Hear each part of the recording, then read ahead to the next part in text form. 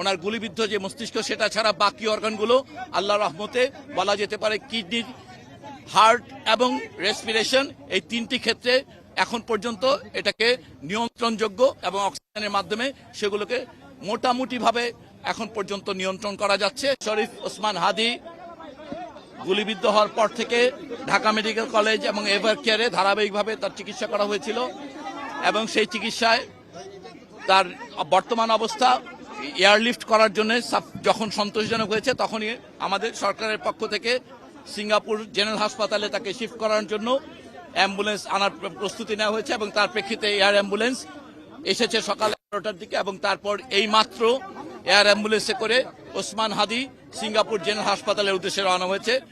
আপনারা সবাই ইতিমধ্যে জানেন যে ওর এই স্ট্যাবিলাইজ কেয়ার কথাটা, এটা এয়ারলিফটিংয়ে 4 ঘন্টা ফ্লাইটের জন্য ওনাকে আমরা যখন দুই পক্ষই সম্মত হয়েছে, ওই সিঙ্গাপুর জেনারেল হাসপাতাল এবং এভার কেয়ার দুই কর্তৃপক্ষ যখন সন্তুষ্ট হয়েছেন যে উনি 4 ঘন্টা ফ্লাইট করার জন্য উপযোগী, তৎক্ষণাৎ আমরা ওনাকে আসলে শিফট করিয়েছি। এখন আপনারা সবাই দোয়া করবেন। আমরা বলতে চাই যে ওনার আঘাত সম্পর্কে আপনারা ইতিমধ্যে অনেকবার শুনেছেন। ওনার গুলিবিদ্ধ যে মস্তিষ্ক সেটা ছাড়া বাকি অর্গানগুলো আল্লাহর রহমতে বলা যেতে পারে কিডনি, হার্ট এবং রেসপিরেশন, এই তিনটি ক্ষেত্রে এখন পর্যন্ত এটাকে নিয়ন্ত্রণযোগ্য এবং অক্সিজেনের মাধ্যমে সেগুলোকে মোটামুটিভাবে এখন পর্যন্ত নিয়ন্ত্রণ করা যাচ্ছে। ওনার সঙ্গে ওনার ভাই এবং ওনার ভাইয়ের বন্ধু তারা ওনার সঙ্গে গিয়েছেন।